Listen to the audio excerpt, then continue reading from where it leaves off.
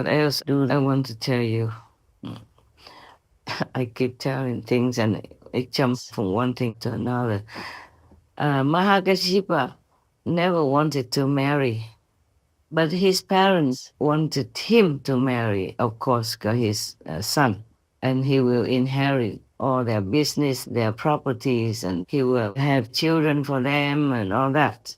So they really kept pressuring him to marry, but he said he doesn't want to. And they keep pressuring him. So one day he asked a very famous, very good sculptor, who makes statues, to make a statue as the most beautiful woman you can ever imagine for him. And he brought it home. He said, parents, if you want me to marry, this is the kind of girl with virtues, with the heart who wants to also devote to spiritual practice. Then I will marry her. Ah, that was difficult for the parents to find such a beautiful girl. They didn't even know where.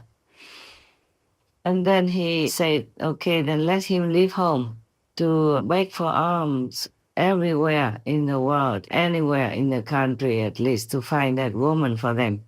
So the parents, because of the prospect that he is going to marry, let him go. So even then he was very young, but he already had this kind of monk mentality, monk spirit, monk's heart. So he went out, left the family behind, taking nothing, and with a begging bowl, went for alms and walked from one place to another, making that excuse just to find a spiritual teacher worthy to teach him. He was very intelligent as well.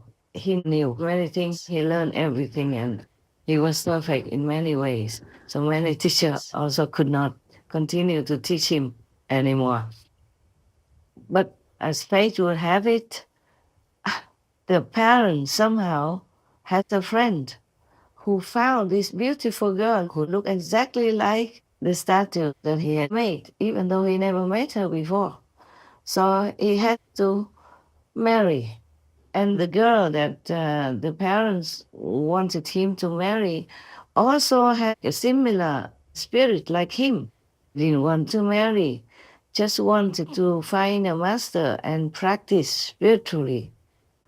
So somehow she was very sad to have to be forced to marry because her parents were so eager to marry her off because his family was very, very rich and he was also good looking, educated, virtuous, gentle, sweet, and all that. So she could not, argue with the parents. In the old times, whatever your parents said to you, you just had to obey, especially in the matter of marriage.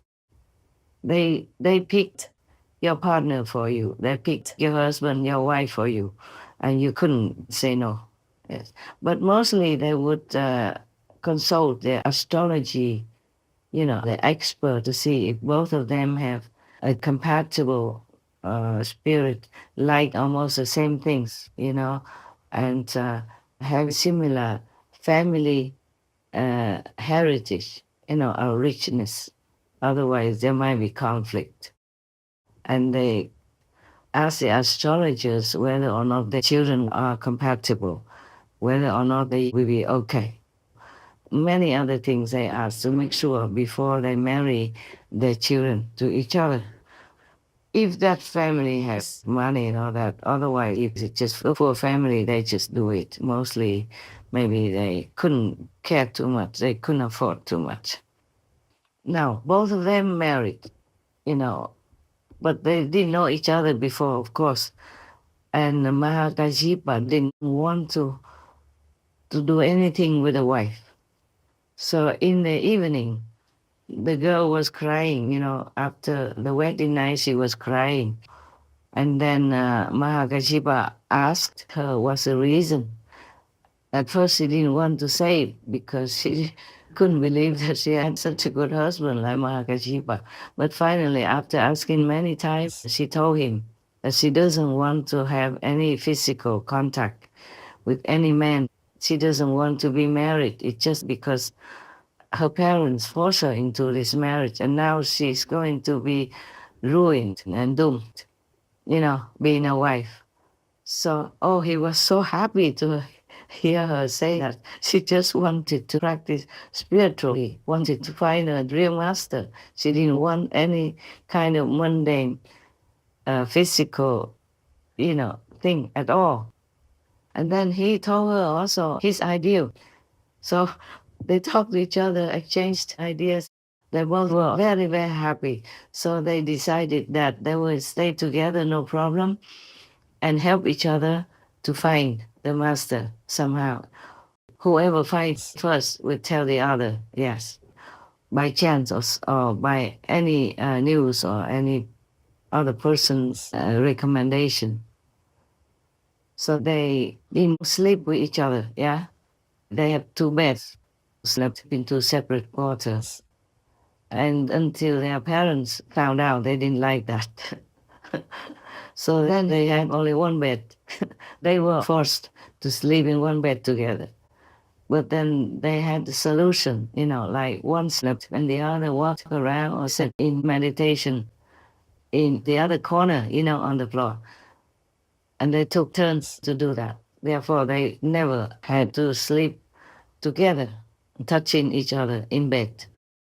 That's the kind of marriage they had. I remember many years ago, I read a story about a couple, not for spiritual reasons, but for a bet, that they slept together, but they never had any physical, contact until 5 years later. Then they won the bet. Their friends wanted to bet them because they're beautiful and handsome. So they bet that they could not do that, but they could in all honor. And they had cameras and all that to prove it. So in the end, they got a lot of money from the bet and they could afford to buy good things or bought a new house. It could happen if you have determination in your mind that you do that for some purpose. You marry for some purpose, but not to have this kind of intimate physical togetherness. Yes, it's possible. That's how many monks also become celibate because they also train themselves. They use their mind power to control their urge, their hormonal desire. Monks and nuns do that. If you live in a community only with men, if you're not kind of homosexual or bisexual or something like that, then it's all right to live together. Nobody would feel anything. That's why one of the Buddhist precepts, principles, is that they ask you whether or not you're a normal man or you have a tendency for the same sex or for both sexes, things like that, before you are accepted to be in monks or nuns community, to take the vow. I told you before. And if you live together only with women, nuns together, then I guess you don't contact much with outside people unless for some necessary short time. Then you probably will have no problem with that. No problem. You just keep yourself busy. You read sutras, you read the Bible, you read all kinds of saint stories, you do charitable work. Then you will never have time for physical desires. The same with the monks, unless sometimes it happens naturally because of too much hormones in their dream or in their sleep. But that is not their fault and it doesn't count as breaking the precepts.